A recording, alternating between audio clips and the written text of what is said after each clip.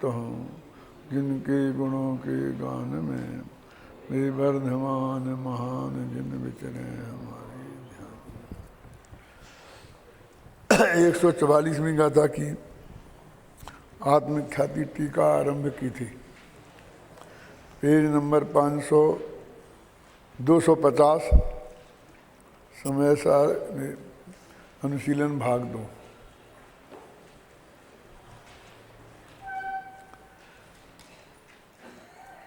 केवली भगवान का उदाहरण देकर श्रुतज्ञानी भी उसी प्रकार नैपक्षातीत हैं जिस प्रकार केवल ज्ञानी। ये बात इस गाथा में बताई गई है। नैपक्षातीत कौन है ये पूछा था ना। आप किसको नैपक्षातीत मानते हैं? तो केवल ज्ञानी नैपक्षातीत हैं, इसके बारे में तो किसी को शंका नहीं होनी चाहिए। और शुद्ध ज्ञानी के बारे में होती है। तो जो बात सर्वमान्य होती है उसे उदाहरण के रूप में प्रस्तुत किया जाता है, और जो बात सर्वमान्य नहीं होती है उसको सिद्ध करने के लिए उसे सिद्धांत के रूप में प्रस्तुत किया जाता है। ये शैली है। उदाहरण की एक बहुत बड़ी विशेषता या कमजोरी ये है कि यदि वो बात जग प्रसिद्ध न हो, मान न हो, जग माने अपर पक्ष, जो अपने प्रतिद्वंदी हैं कि जो अपने श्रोता हैं, उनके द्वारा मान्य नहीं हो तो उसे उदाहरण के रूप में पेश नहीं किया जा सकता, क्योंकि वह सारा झगड़ा उदाहरण पर ही शुरू हो जाएगा। जिसके लिए अपने दो प्रसिद्ध उदाहरण समय सार के हैं कि वैद्य लोग जहर खाते हुए नहीं मरते हैं और शराबी शराब पीते हुए, ज्ञानी शराब पीते हुए, शराबी अरुचि भाव से पिए तो शराब का नशा नहीं चढ़ता। अब इन उदाहरणों में ही इन लोगों को शंका होती है, ऐसा कैसे हो सकता है। अब इससे जो सिद्धांत कहना चाहते हैं कि पर को जानते हुए और पर में उपयोग लगा होने पर भी ज्ञानी को बंध नहीं होता, उस सिद्धांत कैसे गले उतरे। तो पहले आचार्य को हो सकता है कुंद कुंद के ज़माने में ये सर्वप्रसिद्ध उदाहरण रहे हों, लेकिन अमरचंद के ज़माने आते आते उसमें शंकाएं होने लग गई, तो उन्होंने लिख दिया कि प्रतिबंधित शक्ति से संपन्न क्या ज्ञानी, उसने मतलब इंतजाम किया हो, ऐसे ही अरुचिपूर्वक दवा के रूप में सीमित मर्यादा में मद्य पीना, ऐसा उन्होंने उसका उदाहरण को बनाया। अब केवली भगवान के नए पक्ष नहीं होता है, कम से कम अमृतचंद्र समझते हैं कि ये सर्वमान्य है। उन्हें नहीं पता था 21वीं शताब्दी में इसमें भी लोग विवाद खड़ा करेंगे, तो केवली में भी नए लगा देंगे, इस नए से जानते, इस नए से नहीं जानते, जबकि उनको नए रहा ही नहीं। नए तो शुद्ध ज्ञान में होते हैं, केवल ज्ञान है। फिर आचार्य ने लिखा, आचार्य ने तो हमारे ज्ञान में उनको एक ज्ञेय के रूप में, उदाहरण के रूप में बनाया है कि उन केवली भगवान का जो स्व और पर को बिल्कुल एक सा ही जानते हैं, जानने में कोई अंतर नहीं है, उनका स्व को जानना हम अपने श्रुत ज्ञान में निश्चय नए का बात कहेंगे, और पर को जानना व्यवहार की बात कहेंगे। हम अपने ज्ञान में ऐसा लगाएंगे, केवली में नहीं है। और हम केवली पे झगड़ा करने लगे, माने व्यवहार से जानते हैं, माने गलत जानते हैं, और गलत जानते माने केवली भगवान भी गलत जानते हैं। ऐसा अर्थ हो गया कि नहीं हो गया। तो इस गाथा में भी निष्कर्ष बहुत बड़ा नहीं है, लेकिन वहाँ तक पहुँच जाने के लिए जो विधि अपनाई गई है, जब पूरी उस प्रक्रिया को हम हल नहीं कर लें और उस विधि से उस उत्तर को नहीं निकालें तो वो हमें कोई फायदा नहीं होगा। जैसे गणित होता है ना, और गणित को उन्होंने कहा भी हम तुम गुणा भाग करना सिखा रहे, तो उसने बता दी 100 में 4 का गुणा करो तो कितने होगी, तो उत्तर तो 400 हमें 1 सेकंड में मालूम है, क्यों? लेकिन उनको तो विधि सिखानी है, क्यों? तो वो तो कहेंगे 100 लिखो गुणित 4 लिखो, फिर 4 का, क्योंकि 100 में एक साथ नहीं बोल सकते, तो 0 में तो फिर लिखो कि 0 में कुछ नहीं लगा, 0 ही आएगा, फिर दूसरे 0 में किया फिर 0 आएगा, फिर ऐसे करना, विधि क्रिया पूर्वक वहाँ पहुँचना चाहिए। क्योंकि 100 के 4 हो ये तो आप जानते हैं, लेकिन बड़ी बड़ी संख्या आएगी तो आप ऐसा नहीं जान सकेंगे। तो प्रक्रिया तो सरल संख्या से ही सीखनी पड़ेगी ना, है? तो इसलिए वो कहते हैं कि हमें प्रक्रिया से वहाँ पहुँचना चाहिए। वो जो हम निर्णय जानते हैं उससे काम नहीं चलेगा। ऐसे जानने से कि हमारे पिताजी ने कहा था कि 100 के 4 का गुणा करो तो 400 होते हैं, हमने रट लिया है, फिर दादाजी आगे कहेंगे तो फिर वो बात हम उनकी मान लेंगे। तो हम अपनी प्रक्रिया से निर्णय पे पहुंचेंगे, तो कोई भी दादाजी के दादाजी भी आ जाए ना तो भी हम कहेंगे साहब ऐसा नहीं होने भाई, ये करके बताओ, हमें तो देख के बताओ। देखो, जिस प्रकार केवली भगवान विश्व के साक्षीपन के कारण, माने विश्व के वो सिर्फ साक्षी माने गवाह है, साक्षी का समझते, ज्ञाता दृष्टा। जो अदालत में साक्षी के रूप में जाते हैं ना, गवाह के रूप में, तो गवाह के आधार पर किसी को फांसी लग जाती है और किसी की फांसी छूट जाती है। लेकिन जिसके आदमी को मारा गया है वो उसकी गवाही नहीं लगती, क्योंकि तुम्हारा तो पक्ष है।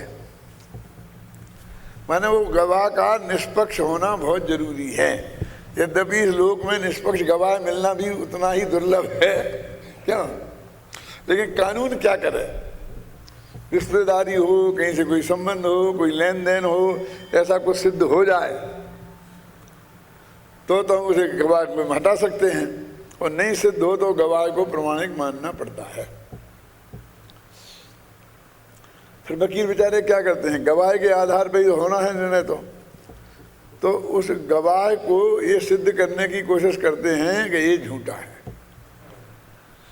तो सारी बहस गवाह से जो सामने वाला वकील करता है वो ये कर देवे किसी तरीके से कि ये आदमी प्रमाणिक नहीं है, तो वह खलास हो जाती है बात, क्या? अब ये कहते थे विश्व के साक्षीपन के कारण, साक्षी उसे कहते हैं जानता सब कुछ है और पक्षपात बिल्कुल नहीं है, क्या?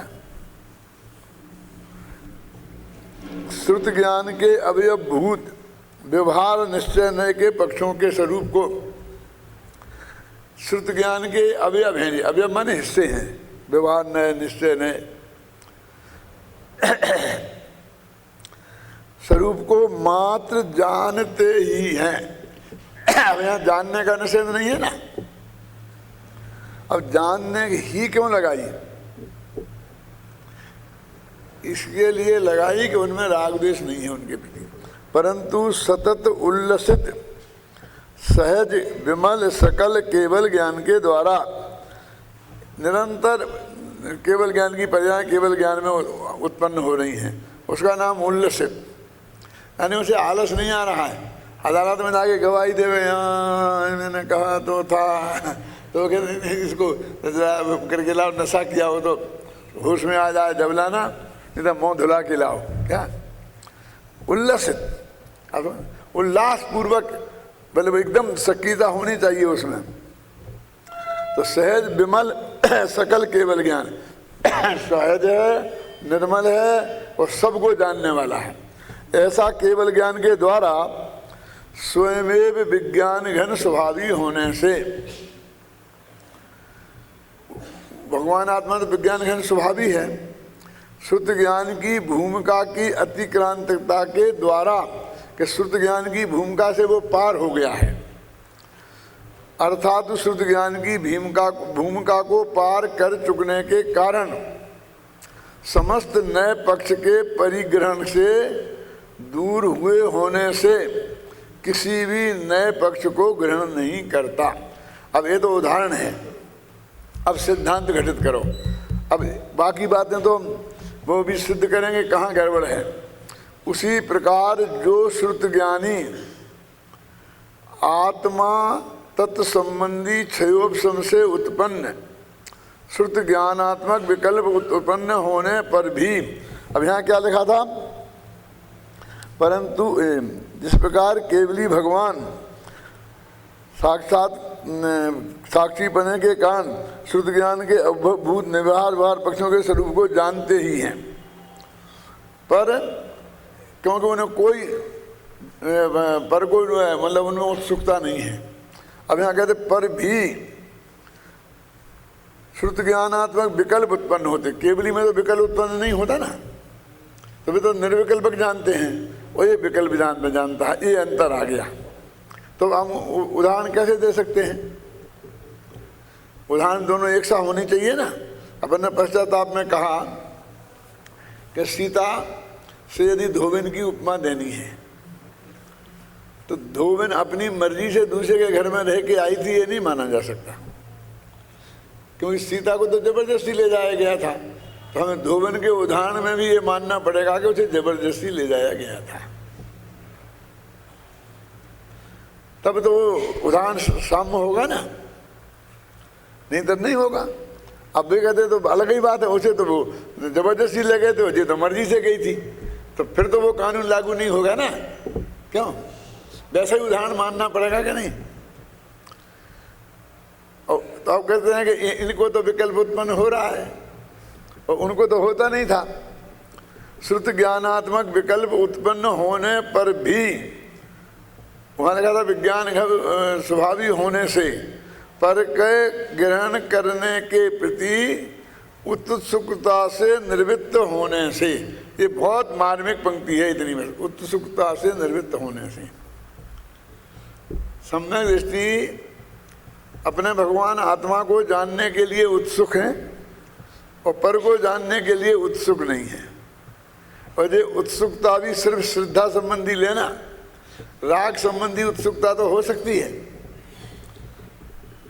यदि एकदम आया समाचार कि फला आदमी का, बहुत बड़े आदमी का स्वर्गवास हो गया है, तो सम्यक दृष्टि को उत्सुकता नहीं होगी। आप कहोगे तो काय में आया कि मैं कह रहा हूँ ना कि नहीं, बड़ा अखबार कहाँ है, वो अखबार को पूरा 3 दफे पढ़ता है, क्यों? तो उससे उत्सुकता तो है ना। तो ऐसी उत्सुकता का निषेध नहीं है, ये तो चारित्र संबंधी है। अब एक जरा भूल हो गई तो सब मामला गड़बड़ हो जाएगा। क्या जानने का निषेध नहीं है और जानने की श्रद्धा में उत्सुकता होने का निषेध है। अब हम इस अंतर को नहीं समझ पाते।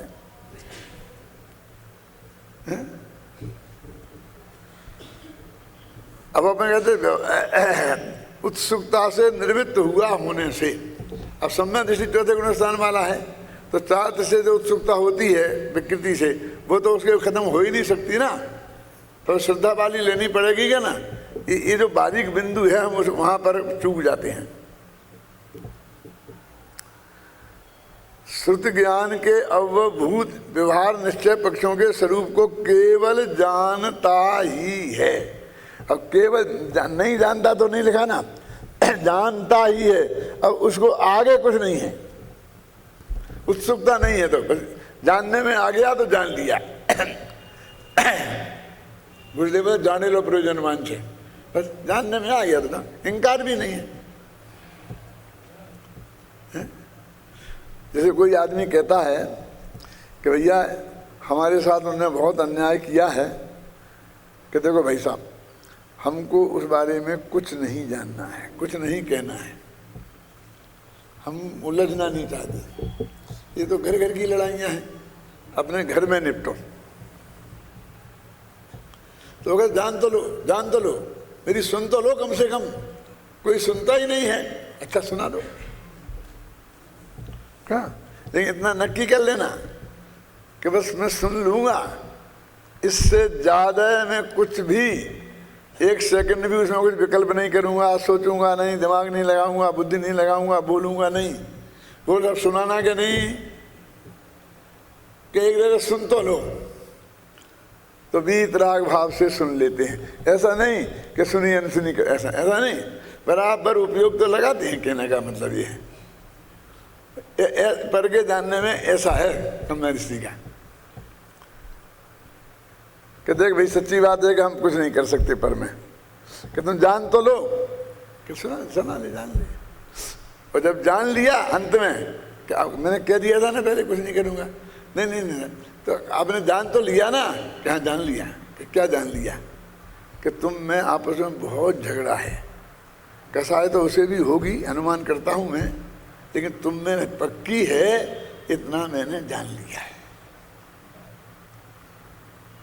क्यों? क्योंकि असलियत तो मैं तुम्हें जाना है ना, मैंने तुम्हें सुना है, उसे थोड़ी सुना है। वो कैसा आदमी है ये तो उसे जानूंगा तब मैं मानूंगा। तुमने ये कह दिया कि वो महानालायक है तो उसे मैं महानालायक नहीं मान लूंगा। ये कोई केवली की बात नहीं है, हर आदमी का यही है। क्यों भैया? हाँ साहब उन्हें सुन ली बात, मैंने सुन ली साहब, क्या हुआ? अरे क्या बताएं साहब, ये तो आग है आग। गाली के सिवाय तो मुँह में बोलते ही नहीं है। जब मैं उन परोक्ष में मेरे सामने इतनी बक रहे थे तो सामने क्या हुआ होगा इसका अनुमान मैं कर सकता हूँ। तो अब क्या करना है? क्या करना? जान लिया ना क्या करना? जान लिया ना। अपन को क्या करना? अपने पास काम कम है क्या?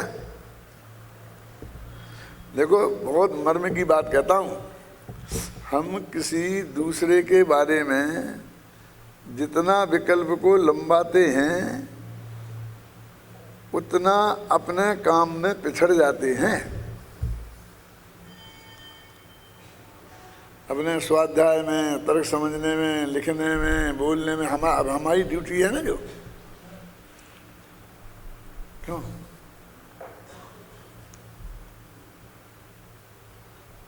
इसलिए कि फिर इससे तो बढ़िया वही रास्ता है ना, सुने ही नहीं जाने नहीं। कि जानना तो स्वभाव है भाई साहब, स्वभाव का निषेध कैसे कर सकते हैं? जानना तो स्वभाव है, हम स्वभाव का निषेध कैसे कर सकते हैं? क्यों?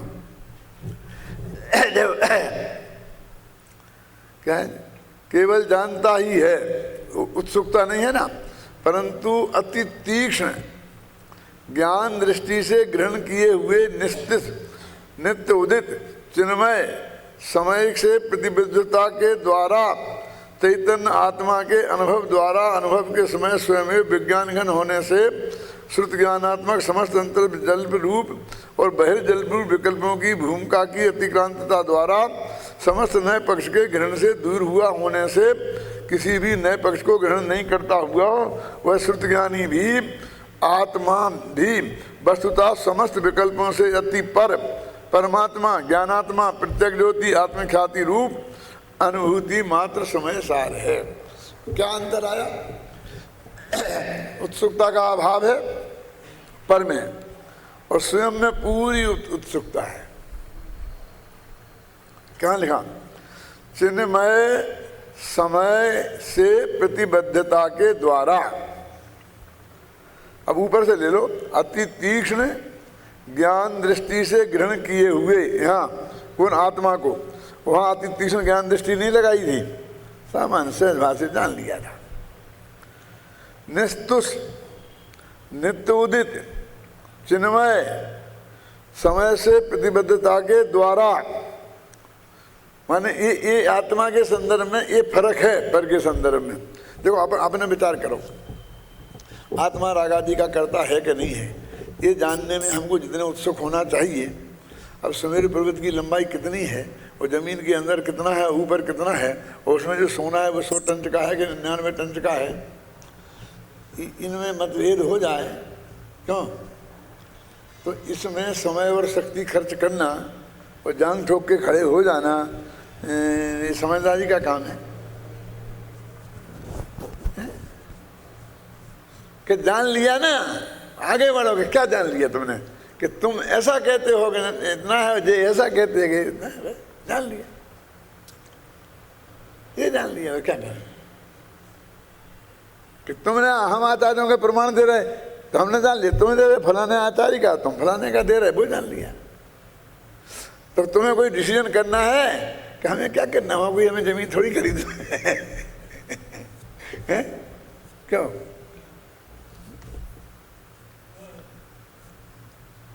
लोग उलझने वाले तो कहीं भी उलझ सकते हैं। यहाँ आएंगे, हॉल देखेंगे, 100 फीट लंबा तो होगा। अरे 100 कहाँ है, 100 इतना होता है, 100 तुमने कभी देखा नहीं है तुम्हारे बाप ने। कहते बाप तक मत जा, 80 से ज्यादा नहीं है। अरे मैं तो 125 लग रहा था मेरे को, तुम्हें तो 100 तो कहा है। अब झगड़ा है क्यों? अच्छा भैया नाप लो ना, क्यों? फिर ज्ञानी कहता मुझे क्या करना है, 80 चाहिए चाहे 100 सही चाहे 125 सही मुझे इतनी उत्सुकता नहीं है। नापा जा सकता है, उस निर्णय पर पहुंचा जा सकता है। फिर ये कहोगे इसने गलत बोला था, सजा दो कौन सही निकला, कोई गलत दो, सही वाले को पुरस्कार दो। लेकिन मुझे उसमें कोई रस ही नहीं है, कोई उत्सुकता ही नहीं है। तो जाने ही क्यों, तो तुमने बोला ही क्यों कि ये 100 फुट है। अरे भाई जाना, विकल्प ऐसा आया कि 100 फुट होगा, मुझसे निकल गया, मैं क्या करूं? मुझे कोई रस नहीं है 100 फुट सिद्ध करने में, समझ गया? लिखा है क्या वहाँ उत्सुकता नहीं होने से। अब ये सारी मेहनत क्यों कर रहे हैं? केवल ज्ञानी में तो 3 लेन में निपटा दिया था, और श्रुत ज्ञानी में 9 लेन लगा रहे हैं। क्यों?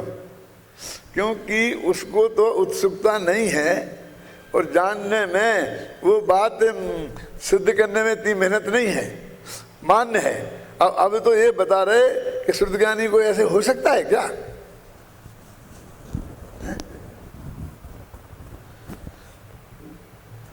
देखो, एक जो राग द्वेष की तीव्र वृत्ति वाला जीव है, काम वासनाओं की उत्तेजना से भरा हुआ जीव है, तो उसको ये समझ में आ ही नहीं सकता है कि आपने उस महिला को देखा है, देखा है, जानते हो क्या? जानते हो वो कैसी है? ये तो नहीं कह सकता हूँ। अपने ऐसा कई दफे होता कि नहीं होता है लड़कियों के मामले, लड़की क्या आपने लड़की देखी? हमें रहते तो आपकी पड़ोस में, क्यों नहीं देखी? देखी होगी, लेकिन अब कैसी है? अब इस दृष्टि से नहीं देखा। वो एक दृष्टि अलग होती है कि नहीं होती है? सामान्य ज्ञान का गेय बने। मैं 5 साल तक आप लोगों को मैंने देखा कि नहीं देखा? बोलो। रोजीना सामने बैठे रहते हैं, सब लोग कहते हैं। मैं यहाँ जाकर अभी बबलू से पूछूंगा कि बबलू बहुत दिनों से दिखा नहीं यार, अभी तो प्रोजन में बैठा था। अच्छा अच्छा बैठा था, ठीक है। ऐसा क्यों होता है? इतनी तीक्ष्ण बुद्धि है आपकी तो, लेकिन इतनी सी बात याद क्यों नहीं रहती है? अरे भाई मुझे सिर्फ अवग्रह होता है आपका, या नहीं होता?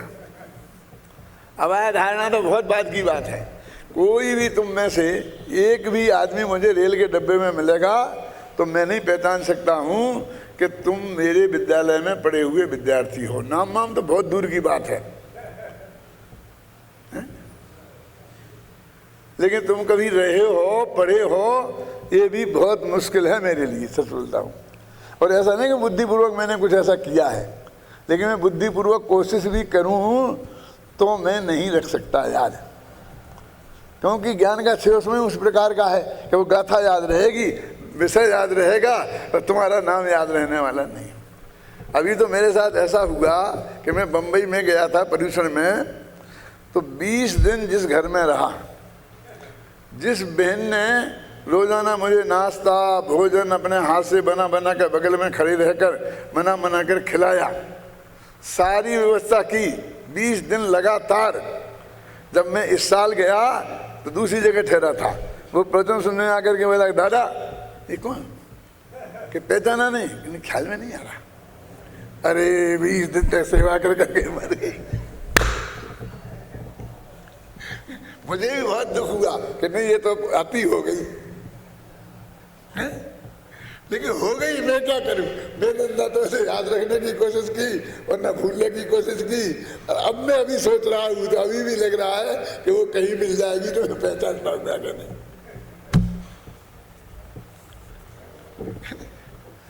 इस उदाहरण से सिर्फ मैं ये बताना चाहता हूं कि उत्सुकता का अभाव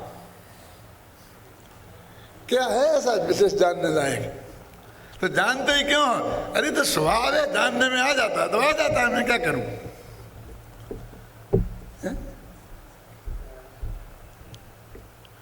जो आदमी बहुत ही घनिष्ठ संपर्क में आ जाता है या जिससे अच्छा जम के झगड़ा हो जाता है कि जम के कुछ ज़्यादा हो जाता तो वो थोड़ा कभी कभी धारणा में रहता है और फिर उसको याद रहता है, वो है ना। देखो क्या रहा, चिन्मय समय आत्मा से प्रतिबद्धता के द्वारा, ये है बस। हम तो आत्मा से प्रतिबद्ध हैं। प्रतिबद्ध समझ गए ना कि हमारी प्रतिबद्धता कैसे है?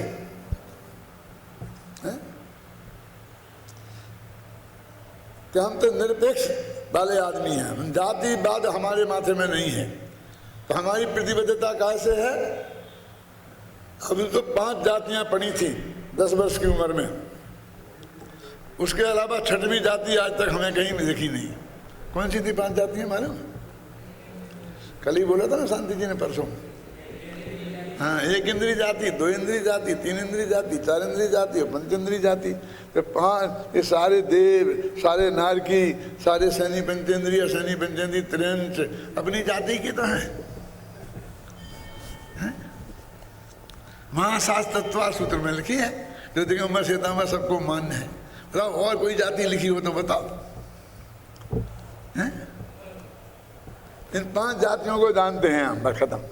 इसके अलावा कोई हमारी प्रतिबद्धता इन 5 जातियों से है। बाकी सब हमारे साधन भी हैं, उसमें क्या है? इस बात को मानते हो तो। ऐसे ये वात्सल्य शब्द बार बार आता है तो अपन प्रेम राग भाग, मेरे मुंह से वात्सल्य ही निकलेगा। किसी महाराज मुनिराज विद्यानंद जी से बात होती है, सब आपका वात्सल्य बहुत है। वात्सल्य भाव ही में बोलते शब्द निकलता है। तो वात्सल्य भाव में वो जो परम पवित्रता है, वो ये प्रेम में राग भाग में है ही नहीं। क्या इनमें तो विषय कसाई की को ना कितनी कितनी बातें जुड़ी हैं। वो वात्सल्य भाव वो श्रद्धा वाली बात है, क्योंकि वात्सल्य अंग है ना, तो वो किसका है? सम्यक दर्शन का है ना। तो सम्यक दर्शन के अंग में सम्यक दर्शन वाला ही वात्सल्य लेना चाहिए। क्या कि गले से चिमट जाना, ये करना, ये क्या? ये तो जड़ की क्रिया है। कि राग करना, ये राग की क्रिया है। अंदर में दर्शन ज्ञान चारित्र और दर्शन ज्ञान चारित्र वाले, इनके प्रति अंतर में, अब मैं प्रेम तो फिर कहना नहीं चाहता हूं, तो वात्सल्य होना समझ गए ना। जो अंदर में चित्त का उत्साह है, उसका नाम वात्सल्य भाव है।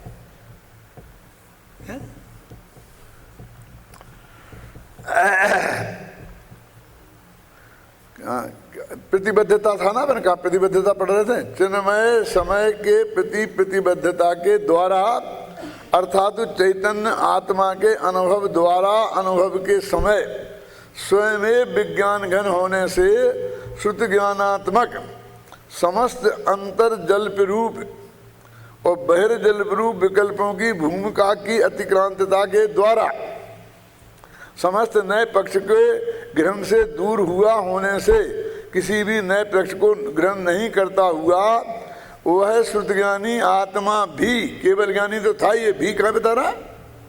केवल ज्ञानी के समान वस्तुतः समस्त विकल्पों से अति पर भिन्न परमात्मा, ज्ञानात्मा, प्रत्यक्ष ज्योति, आत्मख्याति, आत्मख्याति भगवान आत्मा का नाम है, आत्मख्याति रूप अनुभूति मात्र समय सार है, इसका नाम समय सार है।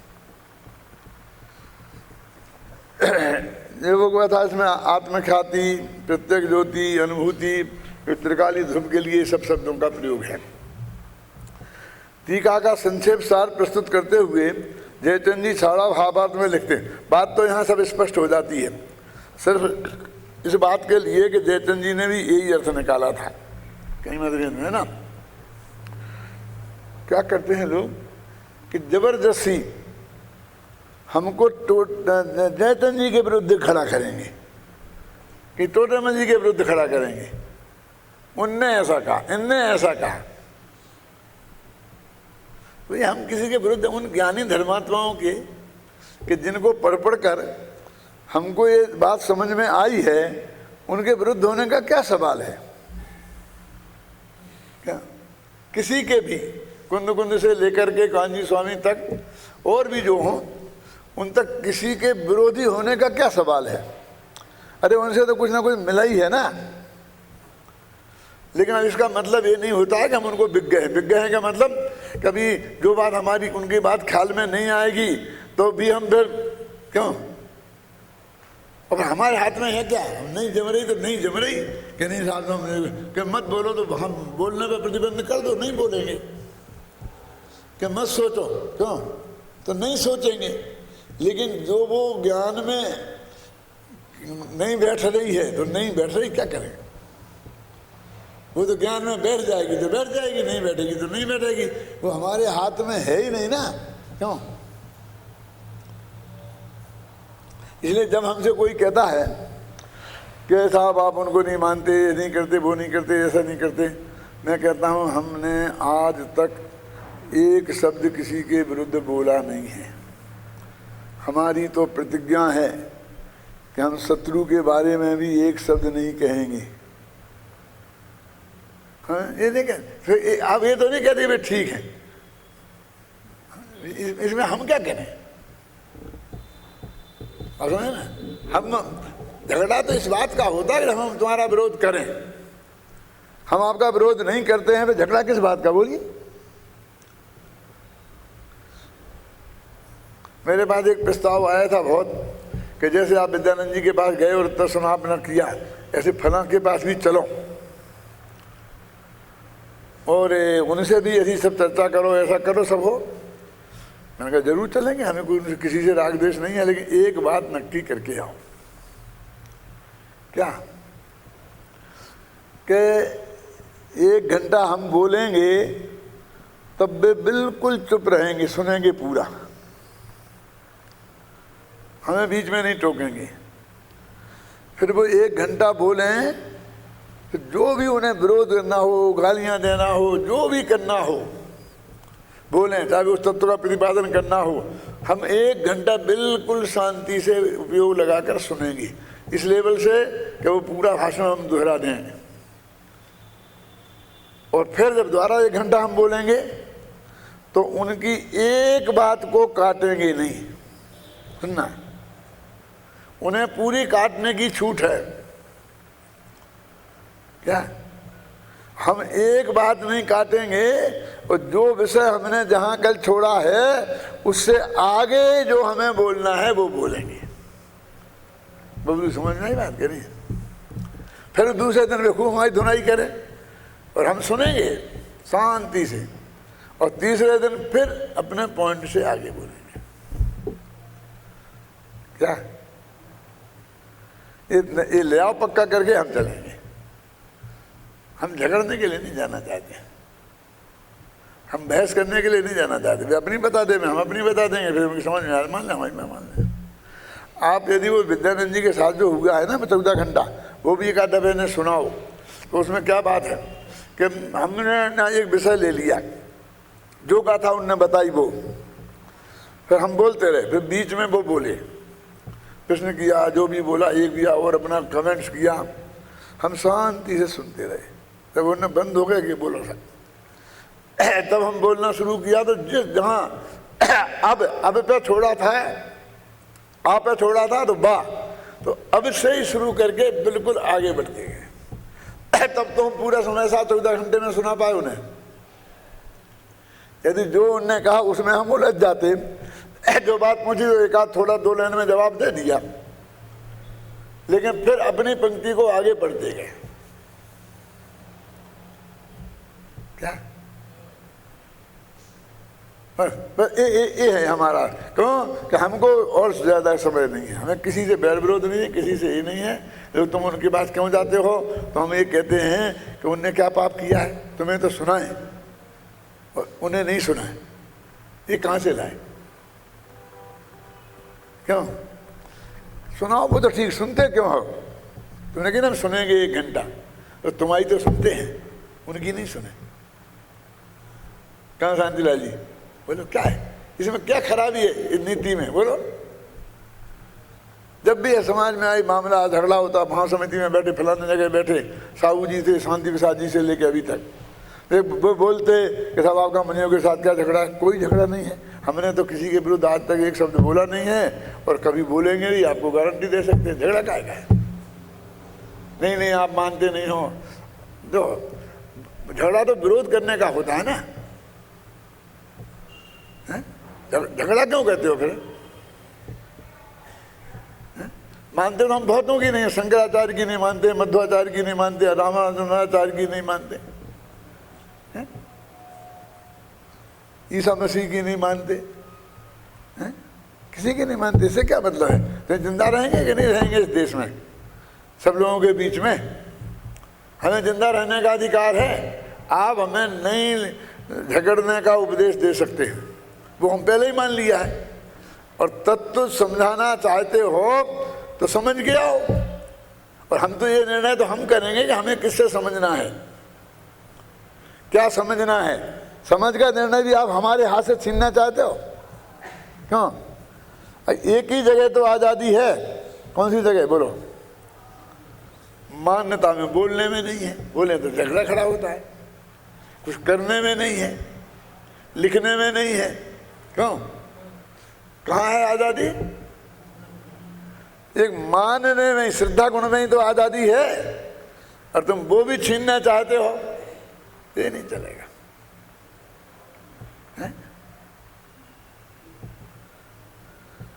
आपने ये नहीं किया, ये नहीं किया, ये मत पूछो।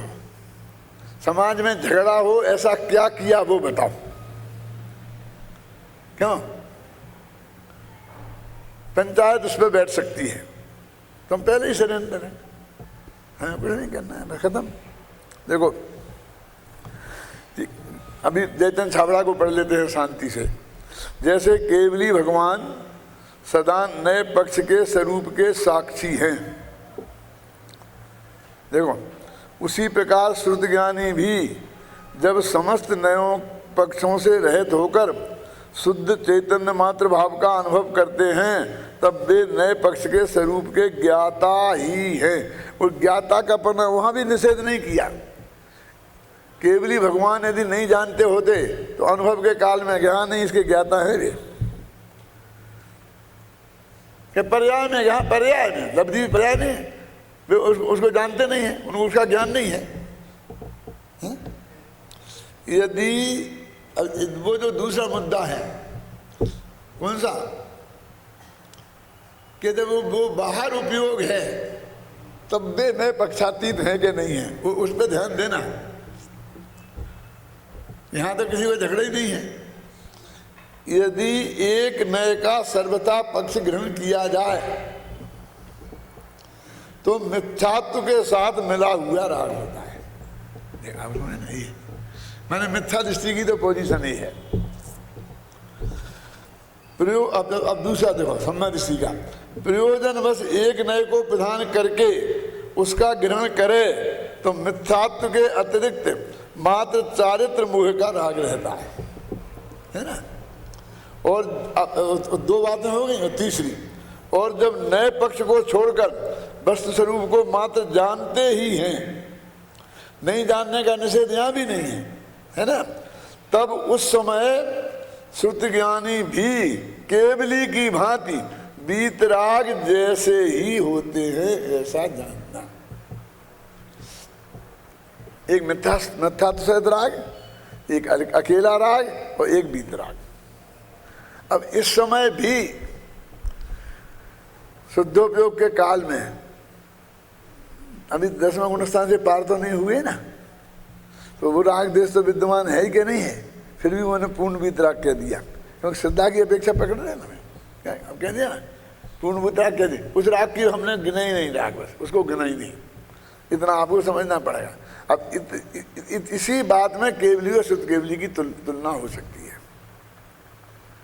तुलना में जो फर्क है वो भी बता दिया, जो अंतर नहीं है वो भी बता दिया। हम तो ये कह रहे हैं कि जैसे केवली पक्षातीत हैं, ऐसे ही नए पक्षातीत शुद्धज्ञानी सम्यक दृष्टि जीव भी हैं। इतना ही कहना है। उक्त संपूर्ण विषय वस्तु को स्वामी जी ने बहुत बढ़िया ढंग से स्पष्ट किया है, अतः अपनी ओर से कुछ भी टिप्पणी किए बिना उनके स्पष्टीकरण को उद्धृत कर देना ही पर्याप्त लगता है। मैंने ये सब विवाद के विषय थे, पर बबलू सब ये सब तो ये सामने बहुत सारी उम्र में निकाल के यहाँ रख दिए। अब इससे तो हिल नहीं सकते, या तो पढ़ना नहीं चाहते हैं, पढ़ते हैं तो मान नहीं सकते। हम अपनी तरफ से क्या कह रहे हैं बोलो। वहाँ अमरचंद को लिखा, फिर अपने जयचंद जी को लिखा, और अब कांजी स्वामी को देख लो। अब देख लो ये तीनों सभी ज्ञानी एक मत हैं, हम तो इस मत के हैं। अब तुम्हें क्या कहना है, तुम बोलो। क्यों? अब गुरुदेव का है, पढ़ रहे हैं अपन, बहुत लंबा है, घबराना नहीं, क्योंकि उसकी व्याख्या करने की अपन को जरूरत नहीं है ना। 2.5 पेज से है, 2.5 पेज करीब है। टीकाकार आचार्य अमरचंद देव केवली भगवान का दृष्टांत देकर समझाते हैं। जिस प्रकार के, देखो पॉइंट है बराबर 1 2 3, जिस प्रकार केवली भगवान विश्व के साक्षी होने से अन्य समस्त लोकालोक के साथ शुद्ध ज्ञान के अवभूत व्यवहार और निश्चय नय के भेदों को भी मात्र साक्षी पने से जानते ही हैं। देखो समस्त लोकालोक के साथ, अब उसे निश्चय से जानते, व्यवहार से जानते, तो नहीं कहा ना कुछ। यानी इतना हाथ में रखे हुए आंवले जैसा महासत्य कि वे पर को जानते हैं, एक दूसरे देव को जानता कि नहीं जानता है जीव। अब उसमें ही हमने विवाद खड़ा कर दिया। और जगत में ऐसे भी लोग हैं कि उसमें भी 2 ही पक्ष में लोग हो गए।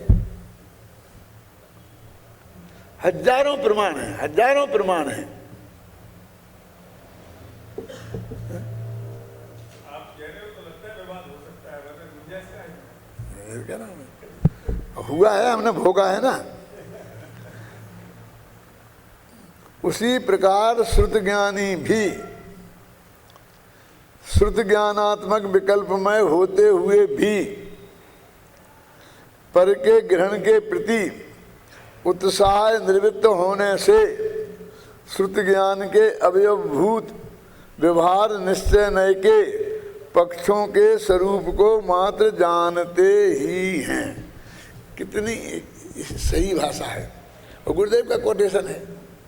तो हमने गुरुदेव के प्रवचन रत्नाकर लिखे, जिनमें से हमने कोटेशन दिए हैं, उनका संपादन हमने किया, दादा ने अनुवाद किया, और उसके लिए हम लड़े हैं और सबको चैलेंज किया कि ये उसमें है तुम्हारे गुजराती में कि नहीं, जो हमने ये लिखा है ये बात है कि नहीं, इससे अलावा क्या है वो बताओ। मक्खी की मक्खी तो हम मान नहीं सकते हैं क्या? तो कितना बड़ा काम था वो। ये तो समझो लंबी जिंदगी थी, भाग्य से तो हो गया। 10,000 पेज, क्या होता है 10,000 पेज अनुवाद किया, उसको बार बार लिखा, पढ़ा, फिर जब ये लिखा तो उसके लिए उसे पढ़ा। अब गुरुदेव को इतना सुना, पढ़ा। अब ये कुछ दिया ही नहीं, कहा एक आधी नींद में आते आते लेटे लेटे गुरुदेव का टेप लगा लेते हैं और सुन लेते हैं, ख्याल में आई ना। और बस वे समझते हैं कि हम तो रोज ही ना 2 घंटा सुनते हैं, हम तो रोज ही ना 4 घंटा सुनते हैं।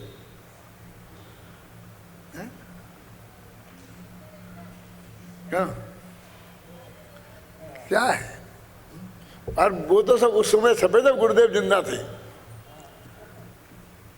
और जानते हैं एक गलती निकाल करके गुरुदेव के सामने प्रस्तुत की जाए तो वो जानते हैं गुरुदेव के दिमाग में से उतर सकते हैं। और गुरुदेव की जबान में एक शब्द आ जाए तो सारे देश की निगाह से उतर सकते हैं। ऐसी 32 दांतों के बीच में जबान ने रह करके काम किया है। तो उससे हम इतने पक्के हो गए, हमें तो लाभ ही हुआ, नुकसान नहीं हुआ। बोलो, इस साल मैंने 450 पेज लिखे हैं। हमेशा 200-250 पेज का एवरेज रहता था, पर इतना घूमा हूँ। क्या इतना प्रवचन दिया?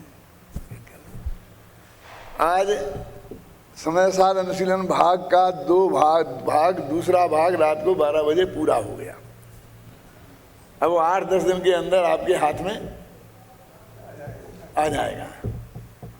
और मैं यहाँ 1 तारीख तक मेरा सुबह यहाँ प्रवचन होगा, 1 तारीख के दोपहर में मैं जाऊँगा, फिर 8 को आऊँगा। तो मैं बिल्कुल प्रिंट ऑर्डर दे के फाइनल जाऊँगा और मैं 8 को मुझे मिलना चाहिए, तैयारी ऑर्डर दे के जाऊँगा। अब मिलेगा कि नहीं मिलेगा मैं नहीं जानता, क्योंकि बीच में दिवाली भी है। ख्याल में है कि नहीं?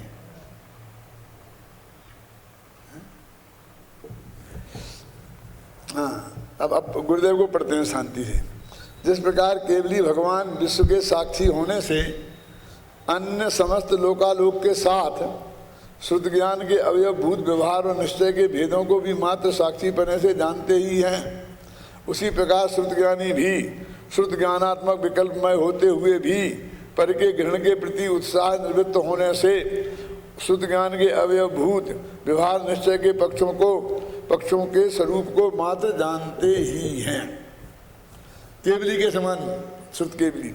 जिस प्रकार केवली भगवान निरंतर प्रकाशमान सहज विमल सकल केवल ज्ञान से सदा स्वयं के विज्ञान घन होने से शुद्ध ज्ञान की भूमिका से अतिक्रांत हैं, उसी प्रकार शुद्ध ज्ञानी भी अति तीक्ष्ण ज्ञान दृष्टि से ग्रहण करते हुए निर्मल नित्य उदित चैतन्यमय आत्मा के अनुभव के द्वारा अनुभव के काल में स्वयं ही विज्ञान घन होने से शुद्ध ज्ञानात्मक समस्त अंतर जल्प रूप तथा बहिर्जल्प रूप विकल्पों की भूमिका से पार को प्राप्त हो गए हैं, उसका उल्लंघन कर गए हैं। दूसरा पॉइंट। अब तीसरा झगड़े वाला। जिस तरह केवल ज्ञानी शुद्ध ज्ञान की भूमिका से अतिक्रांतता के कारण समस्त नए पक्ष के ग्रहण से दूर हो गए हैं, किसी भी नए पक्ष को ग्रहण नहीं करते, उसी प्रकार शुद्ध ज्ञानी भी अनुभव के काल में स्वयं विज्ञानघन होने से समस्त नए पक्ष के ग्रहण से दूर हो गए हैं, इसलिए नए पक्ष को ग्रहण नहीं करते। इस प्रकार उपरोक्त तीनों बोलों द्वारा सम्यक दृष्टि के अनुभव की प्रक्रिया को भगवान केवली के ज्ञाता दृष्टा स्वभाव का उदाहरण देकर समझाया गया है। उक्त बोलों में केवली व शुद्ध ज्ञानी को समान बताया है। केवली भगवान को शुद्ध ज्ञान नहीं है, इस कारण उनके नए नहीं हैं, मात्र वे शुद्ध ज्ञान के स्वरूप को जानते हैं ही हैं। उसी प्रकार शुद्ध ज्ञानी को भी आत्मानुभव के काल में व्यवहार निश्चय का पक्ष छूट गया है, इस कारण वह भी अनुभव के काल में नए पक्ष के स्वरूप को केवल जानता ही है, उसे भी उस समय नयों का विकल्प नहीं रहता।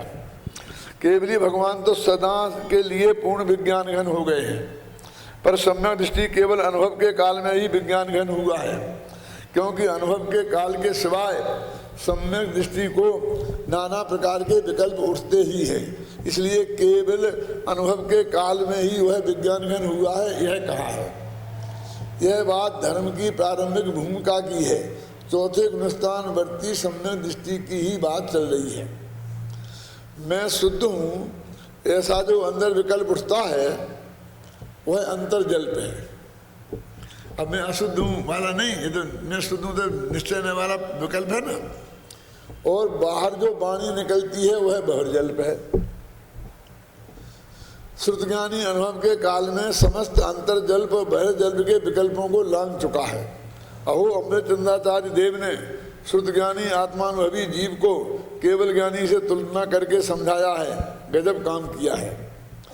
जिसमें राग का अंश भी नहीं है, ऐसे शुद्ध चैतन्यमय आत्मा का अनुभव करने वाले को यहाँ पहले परमात्मा कहा, फिर उसके ज्ञान गुण की मुख्य करके ज्ञानात्मा कहा, फिर राग से भेद ज्ञान करा के उसे ही प्रत्यक्ष ज्योति कहा, तत्पश्चात उसे ही आत्मज्योति कहा, और अंत में उसी को अनुभूति मात्र समय सार कहा। पर्याय में बद्ध है, दृढ़ अपेक्षा बद्ध है। ऐसा जो वस्तु स्वरूप है उसे तो अज्ञानी मानता नहीं है, और एकांत से एक पक्ष को ही ग्रहण करता है। पर्याय में अशुद्धता है ऐसा व्यवहार नय का पक्ष है, और द्रव्य त्रिकाल शुद्ध है ऐसा निश्चय नय का पक्ष है। जो इनमें एक नय को तो माने और दूसरे को न माने वह अज्ञानी मिथ्या दृष्टि है। मैंने बद्ध को न माने तो भी अज्ञानी मिथ्या दृष्टि हो गया ना, अशुद्ध को न माने। मैं त्रिकाल शुद्ध चैतन्यमय आनंद कंद प्रभु हूँ ऐसा तो जाने नहीं, और वृतादि के शुभ राग को ही मात्र ग्रहण करके संतुष्ट रहे तो वह व्यवहाराभासी मिथ्या दृष्टि है।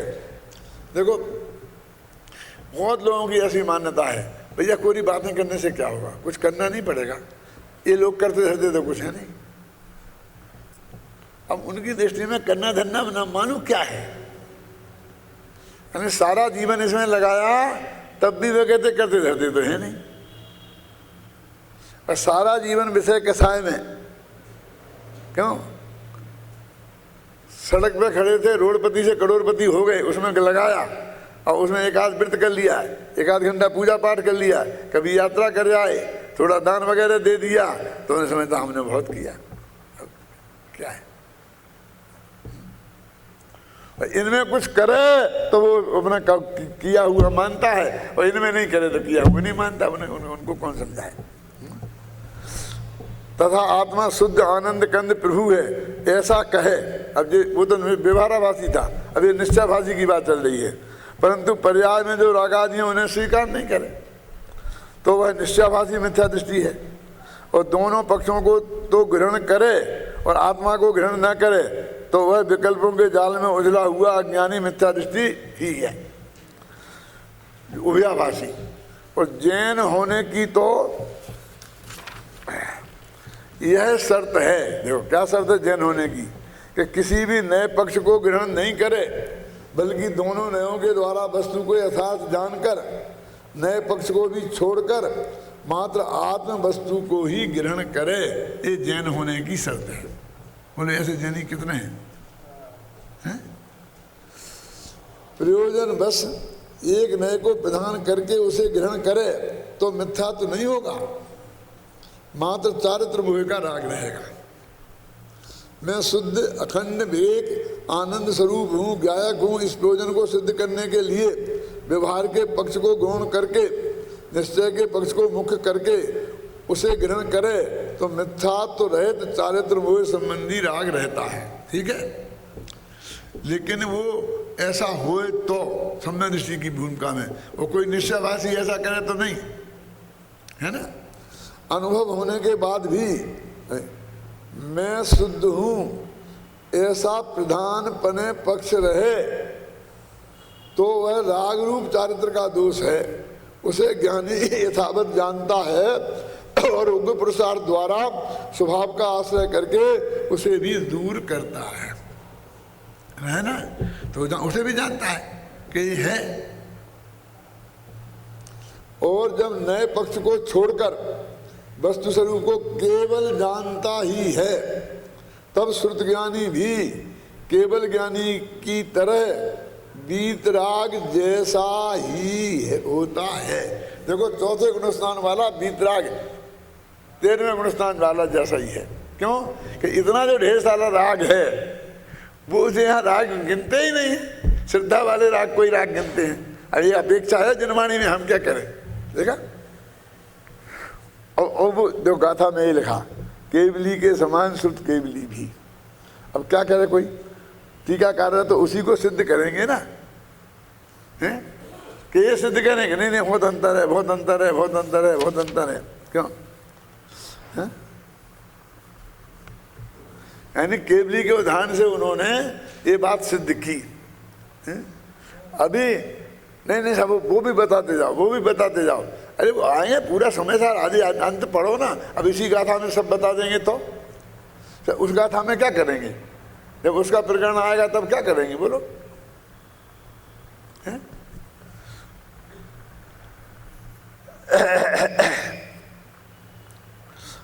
जो लोग स्वामी जी को एकांती होने का भ्रम पालते हैं उन्हें स्वामी जी के उक्त कथनों पर ध्यान देना चाहिए।